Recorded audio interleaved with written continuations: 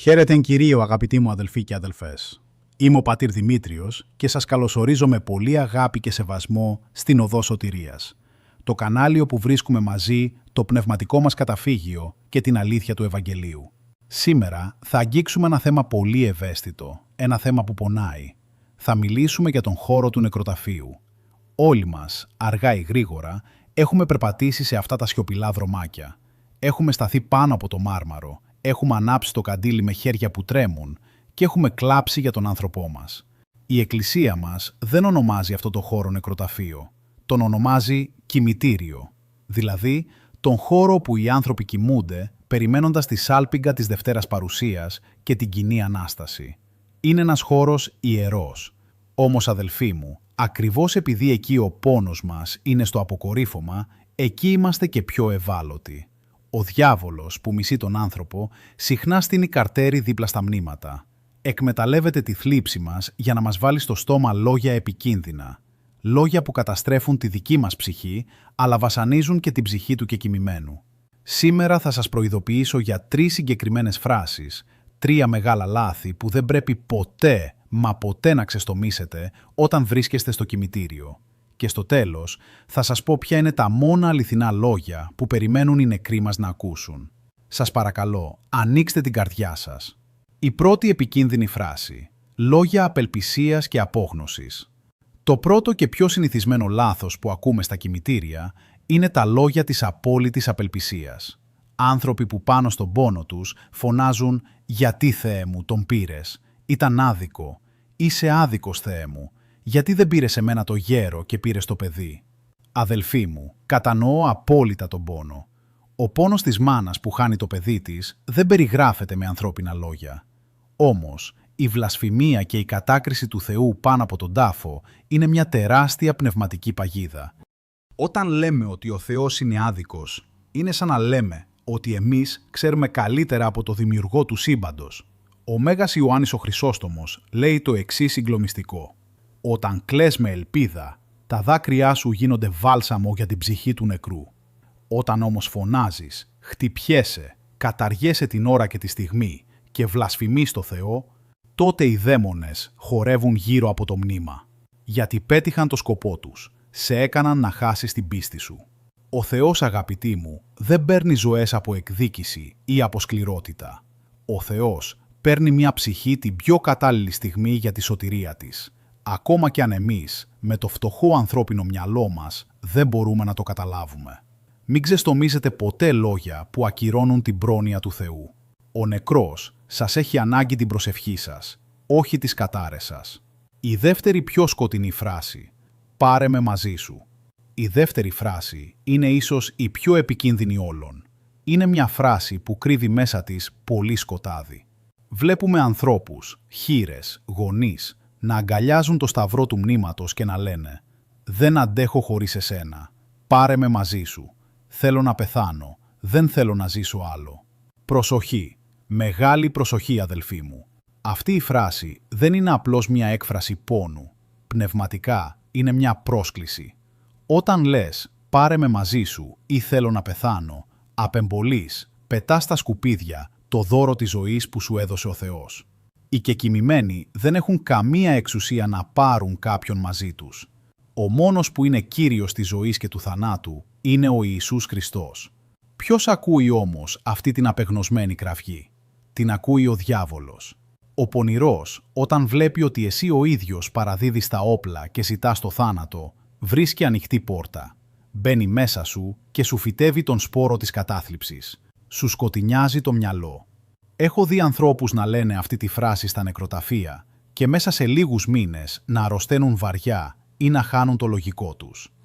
Αντί να ζητάς να πεθάνεις, πρέπει να πεις «Κύριε, δώσε μου δύναμη να ζήσω για να μπορώ να προσεύχομαι για την ψυχή του ανθρώπου μου. Αν πεθάνω κι εγώ μέσα στην απελπισία, ποιος θα του ανάβει το καντήλι? Ποιος θα του κάνει μνημόσυνα?» Η ζωή σας έχει σκοπό. Πρέπει να σταθείτε όρθιοι για να βοηθήσετε αυτούς που έφυγαν.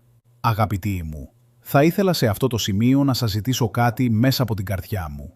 Ζούμε σε μια εποχή που το διαδίκτυο είναι γεμάτο από επιφανειακά πράγματα, από βίντεο που μας κάνουν να ξεχνάμε το Θεό και την ψυχή μας.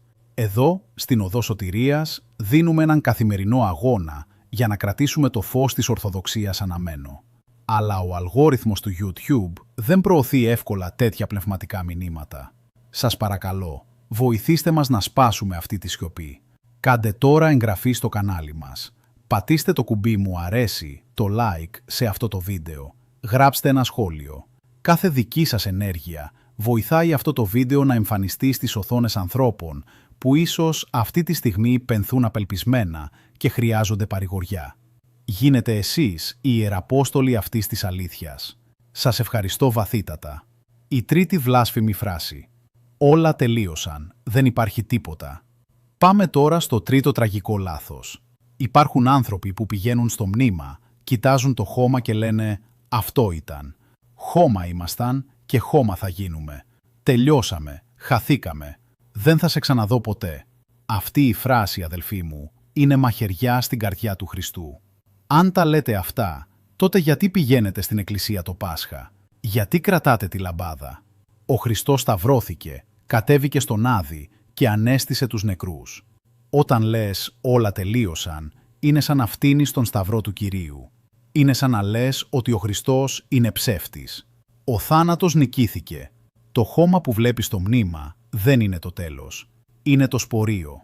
Όπως ρίχνουμε τον σπόρο του σιταριού στο χώμα και εκείνο σαπίζει για να βγάλει ένα πανέμορφο χρυσό στάχι, έτσι ακριβώς θάβουμε και το σώμα του ανθρώπου.